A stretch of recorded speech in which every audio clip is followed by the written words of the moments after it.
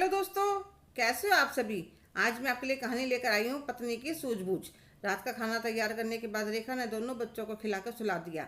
उन्हें सुबह स्कूल जाना होता है और वह वरुण का इंतजार करने लगी। आज तो उसने मन में सोच लिया था कि वरुण से सब कुछ पूछ कर रहूंगी। आखिर ऐसी क्या बात है कि वह इतना परेशान रहता है और मुझे कुछ बताता भी नहीं। मैं पत्नी हूँ, हक है मेरा जानने का कि वह क्या परेशानी है जो दिन ब दिन वह मुरझाता जा रहा है। हम सुख के ही नहीं, दुख के भी साथी हैं। वरुण 9 बजे घर पर आता है तो रेखा कहती है आप चेंज कर लीजिए, फिर मैं खाना लगाती हूँ। तो वह कहने लगा नहीं, मेरा मन नहीं है। आप दोपहर को भी लंच लेकर नहीं गए थे। मैंने आपकी पसंद की मटर पनीर की सब्जी और खीर बनाई है, जल्दी से आ जाइए, मैंने भी नहीं खाया है। तो वह 10 मिनट में चेंज करके आ जाता है। रेखा देख रही थी कि वरुण कहने को खाना खा रहा था पर उसका ध्यान कहीं और था। वह कुछ नहीं बोली, चुपचाप खाना खा लिया। रेखा वरुण से कहने लगी वरुण आज बहुत अच्छा मौसम है, चलो थोड़ी देर टेरिस पर चलते हैं। वरुण कहने लगा रेखा मैं थक गया हूँ। रेखा जिद करके उसे टेरिस पर ले गई और 2 कप कॉफ़ी के भी बना लिए थे। दोनों कॉफ़ी पीने लगे। रेखा कहने लगी वरुण अब बताइए क्या बात है, आप मुझसे क्या छुपा रहे हो। तो वरुण एकदम से सक पका जाता, फिर कहता है मैं तुमसे कुछ क्यों छुपाऊंगा, तुम कुछ तो छुपा रहे हो, पर क्या वह मुझे नहीं पता। विजय एकदम से रेखा की तरफ से मुंह घुमाकर दूसरी तरफ कर लेता है। रेखा उसके हाथों को अपने हाथों में लेकर कहते क्या तुम्हें अपनी रेखा पर विश्वास नहीं है। तो वह कहने लगा रेखा बहुत मोटा नुकसान लग गया है, मैं कैसे क्या करूं, कुछ भी समझ नहीं आ रहा है। सिर पर बहुत ज़्यादा देनदारी है, मैं तो किसी को अपना चेहरा दिखाने लायक भी नहीं रहा, सब मेरा मजाक उड़ाएंगे। तुम मुझे पूरी बात बताओ, फिर हम उसका समाधान निकालेंगे। विजय कहने लगा हम कर्ज में डूब गए हैं, मैं सोच रहा हूँ फैक्ट्री बेच दूँ, फिर भी कर्जा पूरा नहीं उतर पाएगा। लेनदार हर रोज़ फैक्ट्री में आकर खड़े हो जाते हैं, मैं कैसे सबका सामना करूँगा। एक बात तो रेखा को भी बहुत धक्का लगता है, फिर वह अपने आप को संभाल लेती है क्योंकि उसे पता था अगर वह टूट गई तो अपने आप को विजय संभाल नहीं पाएगा।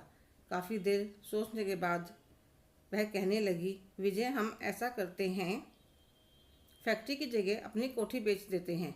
रेखा तुम क्या कह रही हो, पूरे समाज में हमारी बदनामी हो जाएगी, सब हम पर हंसेंगे। पहली बात, जब हमें किसी का कुछ देना ही नहीं होगा तो किसी की क्या हिम्मत कि कोई हमें कुछ कह सके। पर अगर हम ऐसी ज़िंदगी जीते रहे और लेनदार हमारे पीछे पीछे फिरते रहे तो उसमें हमारी ज़्यादा बदनामी होगी।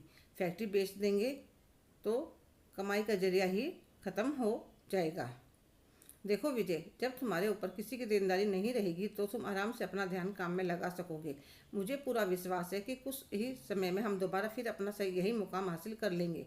मैं तुम्हारे साथ हूँ, दोनों आपस में सलाह करके कोठी को और एक गाड़ी रखकर बाकी गाड़ियों को बेच देते हैं, जिससे विजय का सारा कर्ज उतर जाता है और वे एक छोटा सा फ्लैट लेकर उसमें रहने लगते हैं।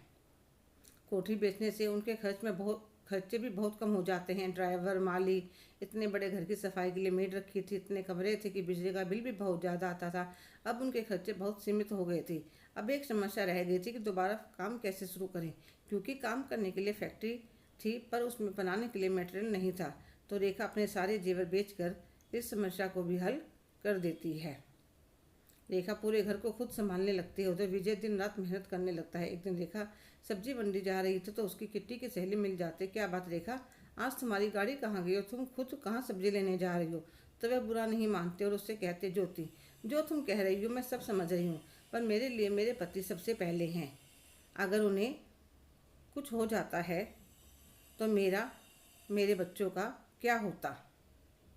मेरी सासू माँ कहती थी बहू अच्छा बुरा वक्त तो आता जाता रहता है, इंसान को कभी हिम्मत नहीं हारनी चाहिए। अगर दीवार है तो हम उस पर दोबारा प्लास्टर करवा लेंगे, पेंट भी करवा लेंगे, और अगर दीवार गिर गई तो दोबारा नहीं बनवाई जाएगी। इसलिए मेरे लिए मेरे पति और बच्चों का होना ज़्यादा ज़रूरी है। कोठी, गाड़ी, बंगला तो आदमी कभी भी खरीद सकता है और नहीं खरीदेगा तो उसके बिना भी गुजारा हो सकता है। और सच में रेखा और विजय के साथ ने उनकी मेहनत 5 सालों में उन्होंने उसे उससे भी बड़ी कोठी और गाड़ियां ले ली। जिन लोगों ने उनका मजाक उड़ाया था अब वह चुपचाप खड़े देख रहे थे। कोठी के गृह प्रवेश पर सब विजय की तारीफ कर रहे थे। यह सब कुछ होकर पाना कोई आसान बात नहीं है। विजय कहने लगा यह मेरे अकेले की मेहनत नहीं है, इसमें मेरे से ज़्यादा रेखा का साथ और उसकी हिम्मत है जो हम आज दोबारा फिर सब कुछ हासिल कर पाए। और दोनों पति पत्नी एक साथ गृह प्रवेश करते हैं। हेलो दोस्तों, कैसे हो आप सभी। आज की कहानी आपको कैसी लगी कमेंट करके ज़रूर बताइएगा।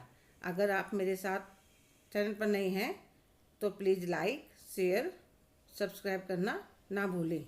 धन्यवाद।